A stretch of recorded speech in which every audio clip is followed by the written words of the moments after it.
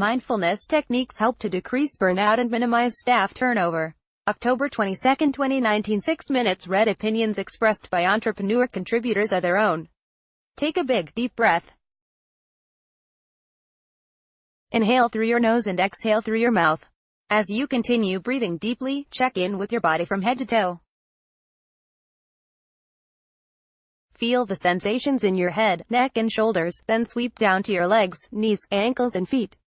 Notice the feeling of each breath as it moves in through your nostrils and out past your lips. You're now in the present moment. Staying engaged with what's happening, right here and now, is the key to finding greater inspiration, accessing your creativity and living a more meaningful, fulfilling life. Related, how to create a program focused on mindfulness to reduce stress. Staying mindful in the midst of business chaos.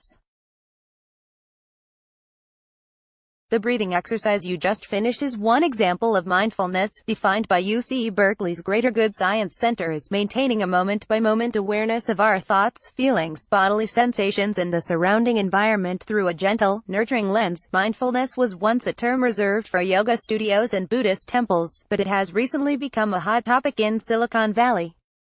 It's no accident that even Bobby Axelrod, the brash hedge fund CEO on Showtime's TV series Billions, has a meditation room in his corporate headquarters. Mindfulness is one way that many entrepreneurs choose to combat the toll rot by round-the-clock emails, long working hours and other aspects of our accelerated business culture, says Virgin founder Richard Branson. Studies also show that mindfulness meditation can lower blood cortisol levels, which improves our ability to process information and manage stress. Most importantly, engaging with the present moment reminds us that life is happening now. We may have big goals, but if we're constantly looking ahead or dwelling in the past, we miss out on the rich experiences available at this very moment.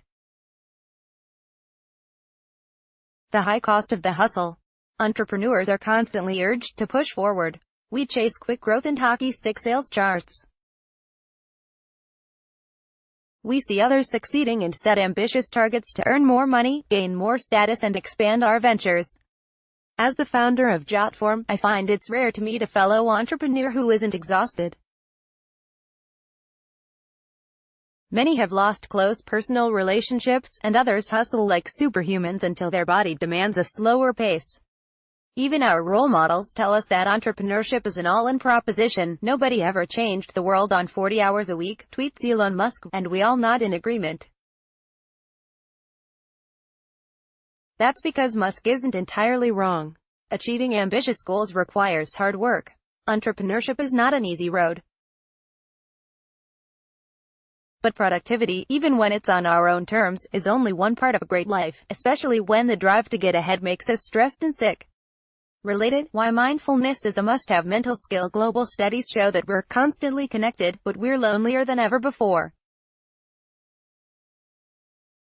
Our collective anxiety is also reaching record levels. 39% of Americans said they felt more anxious in 2018 than in 2017. And our constant pursuit of productivity is making us ill. That's a high price to pay for getting ahead, living in mental limbo. In addition to the physical effects of overwork, hustling keeps us in a state of limbo between the present moment and our idealized future. Eventually, living between these two realities wears us thin. Soren Kierkegaard, the 19th-century Danish philosopher, once said the pursuit of productivity breeds sadness. The unhappy person is one who has his ideal, the content of his life, the ness of his consciousness, the essence of his being, in some manner outside of himself.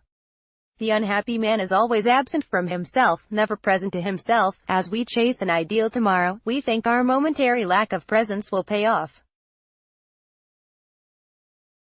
We believe it's worth sacrificing our time, health and relationships for a big launch or key business goal. But if we're always looking ahead, we miss the joy and inspiration in the present moment, which is what we need to feel peaceful and, ultimately, fulfilled.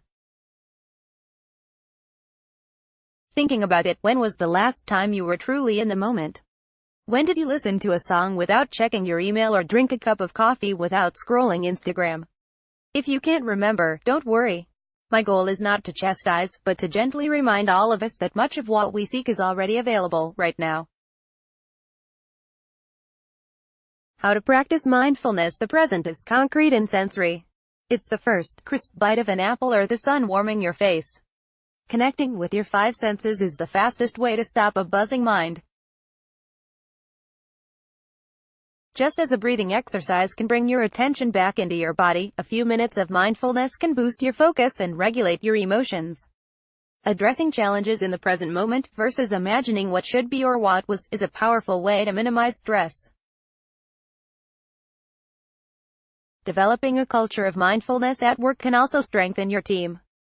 As Squad CEO Isa Watson writes, focusing on the present moment is an important practice when only 34% of employees are engaged at work.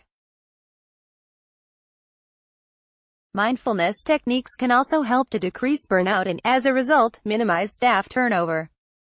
You might also want to consider a group meditation before your next creative meeting.